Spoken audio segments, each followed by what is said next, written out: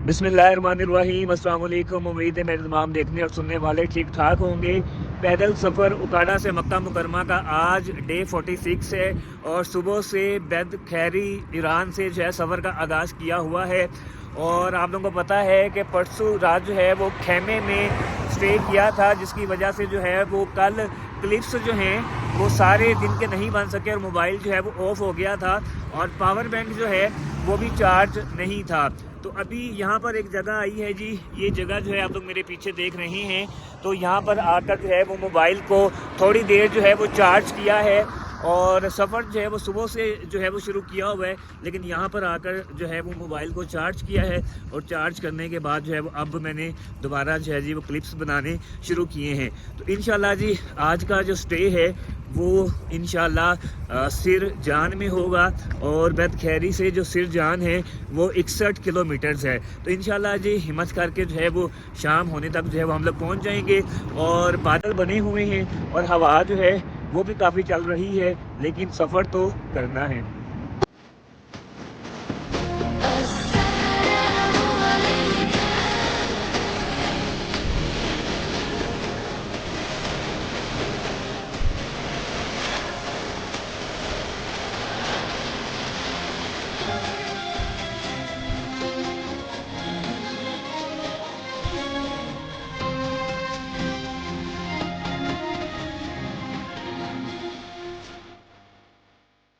सफ़र जारी है और हवा इस वक्त ठंडी चल रही है। हाथ आप लोग समझें कि तकरीबन जो है वो ठंडे हुए हैं और आसपास के जो सीन है वो इस तरह से हैं जो कि एक तरह से ही रहते हैं। इसलिए मैं जब ये इस तरह वीराने वाली जगह आती है तो क्लिप्स कम भी बनाता हूँ, इसलिए कि क्योंकि दोनों तरफ तो वीराना होता है, समझ नहीं आती है कि फिर आप लोगों को जो है वो क्या दिखाया जाए और क्या बताया जाए। जब कोई चीज़ अहम आती है कोशिश होती है कि उसके बारे में जो है वो आप लोगों को बताया भी जाए और दिखाया भी जाए। बादल आप लोग देखें जी काफ़ी बने हुए हैं और सामने जो है वो आप लोगों को पहाड़ भी नज़र आ रहे हैं और इन पहाड़ों पर जो है वो बर्फ़ जो है वो भी जमी हुई है और वो बर्फ़ जो है अभी वो पिछले सीज़न की है। अभी इस सीज़न में यानी कि यहाँ पे अभी जो बर्फ़बारी है वो शुरू नहीं हुई है, लेकिन पिछले सीज़न की भी जो बर्फ़ है वो काफ़ी ज़्यादा है और जिसकी वजह से यानी कि सर्दी में भी इजाफा है। और ईरान में वैसे भी अभी मैं पाकिस्तान में ही था तो मुझे बताया गया था जी कि ईरान के अंदर जो हवाएं हैं वो बहुत ज़्यादा ठंडी चलती हैं और ये मैं भी आप लोगों को रोज़ाना बताता रहता हूँ कि हवा जो है वो बहुत ठंडी चल रही है। जब से ईरान दाखिल हुए हैं कोई ऐसा दिन नहीं है कि हवा ना चल रही हो और ठंडी ना चल रही हो। सामने जी कोई फैक्ट्री है जो कि इस वक्त मैं क्रॉस कर रहा हूँ। फैक्ट्री ये पता नहीं जी किस चीज़ की है, अब इतनी दूर से तो अंदाज़ा नहीं होता है कि फैक्ट्री जो है वो किस चीज़ की है, लेकिन कुछ ना कुछ जो है फैक्ट्री वगैरह है। चूँकि वीराने में कुछ ना कुछ देर के बाद या कुछ किलोमीटर्स के बाद अगर कुछ आता है तो वो इस तरह की फैक्ट्री वगैरह ही कोई आती है या कोई कारखाना वगैरह आता है, तो अब उसका दूर से अंदाज़ा नहीं होता कि वो है किस चीज़ की। और दूसरा ये है कि एक तो हवा चल रही है और हवा के अलावा जो है गाड़ियाँ गुजर रही होती हैं, ट्रक्स गुजर रहे होते हैं, जिसकी वजह से मेरी आवाज़ जो है वो आप लोगों को कम आती होगी, लेकिन क्या करें, वो कहते हैं ना कि फिर गुजारा करना होता है, तो इसलिए मैं भी गुजारा करता हूँ। तो जब आप लोग वीडियो देखते हैं तो बस आप लोग भी जो है ना इस तरह से जो है वो थोड़ा बहुत गुजारा किया करें। फिर साइड पर फिल वक्त जो है ये एक मस्जिद जो है वो मुझे नज़र आ रही है और उसके अलावा जो है मेरे ख्याल से हो सकता है कोई एक दो सुपर स्टोर्स हों जहाँ से अगर आपने कुछ लेना है तो आप ले सकते हैं। और उसके अलावा ये ट्रक्स वगैरह जो हैं वो खड़े हुए हैं, तो पक्की बात है जी कि यहाँ पर सुपर स्टोर वगैरह जो है कुछ होगा जहाँ से कुछ सैंडविच वगैरह जो है इस तरह की कुछ चीज़ मिलती होगी कि अगर आपने लेनी है तो आप ले सकते हैं। और हवा जो है वो अभी भी बहुत ज़्यादा ठंडी चल रही है। और लेकिन सफ़र भी जारी है जी। बात वही है कि सफ़र तो करना ही है, फिर अब हवाएं ठंडी चलें या गर्म चलें, जो भी है आगे बढ़ते रहते हैं।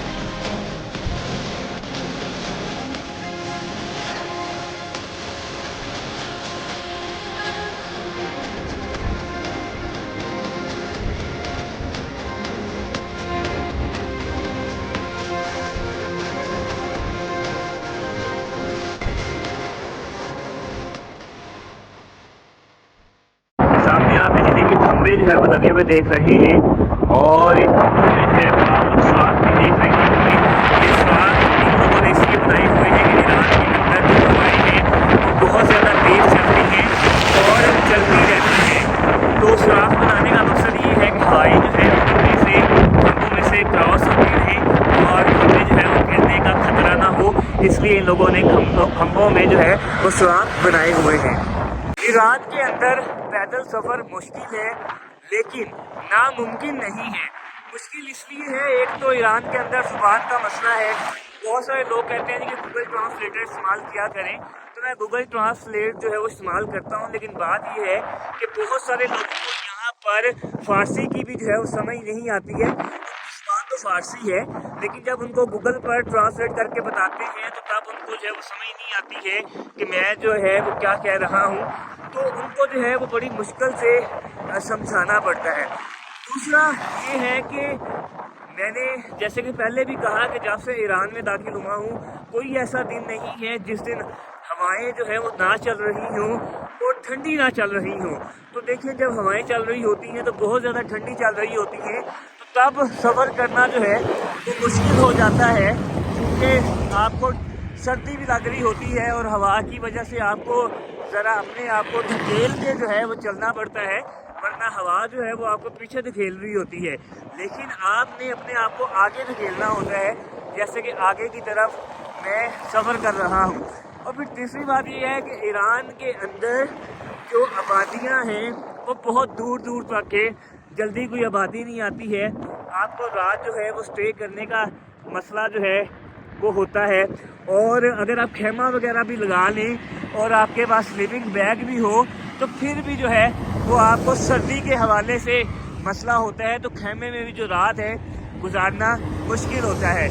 और यहाँ पर जाहिर सी बात है जी कि पाकिस्तान वाला तो हिसाब है नहीं कि जाकर हम किसी को कहें कि हम जो है वो हज पर जा रहे हैं तो वो हमें जो है वो अपने घर में रहने की इजाज़त दे दें। यहाँ पर ईरान के अंदर लोगों को 100 में से सिर्फ 1% बंदे को जो है वो फ़र्क पड़ता होगा कि यानी कि हम जो है वो हज करने जा रहे हैं।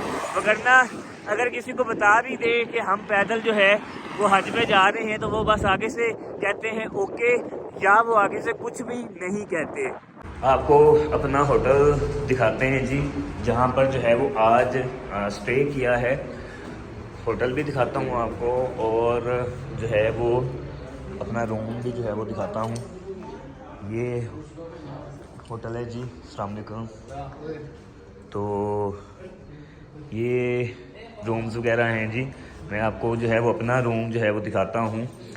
ओके, ये है जी हमारा रूम, जिसके अंदर जी ये 3 बेड जो है वो आप देख रहे हैं लगे हुए हैं, और सामने टेबल और 3 चेयर्स भी पड़ी हुई हैं, और ये सोफ़े जो हैं वो भी पड़े हुए हैं जी, और अटैच बाथ है, और एलईडी भी लगी हुई है। और इधर जो है जी ये अलमारी वगैरह भी है, अगर आपने कुछ रखना है तो आप रख सकते हैं। और ये जो हमें रूम मिला है, ये मिला है जी 6,30,000 ईरानी तुमन में, जो कि पाकिस्तानी बनते हैं 4200।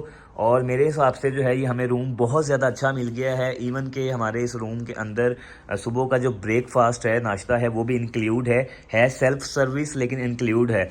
लेकिन मैं समझता हूँ कि अगर यानी कि ये नाश्ता ना भी इंक्लूड होता तो जिस तरह का होटल है और जिस तरह की यानी कि उनके रूम है लविश, तो उस हिसाब से किराया जो है वो फिर भी ठीक होता। लेकिन अब चूंकि इसमें ब्रेकफास्ट भी इंक्लूड है, इवन कि अगर हम ब्रेकफास्ट या कुछ भी बाहर से खाने जाएं तो 2-2.5 लाख इनका तुमन, ईरानी तुमन जो है वो वैसे ही बन जाता है। आपको जो रूम हमारे का वाशरूम है जी, वो भी दिखा देते हैं, चूँकि बहुत सारे लोगों को इवन के बहुत से लोग जब किसी भी होटल में जाते हैं तो वो वाशरूम जो है वो जाकर लाजमी चेक करते हैं।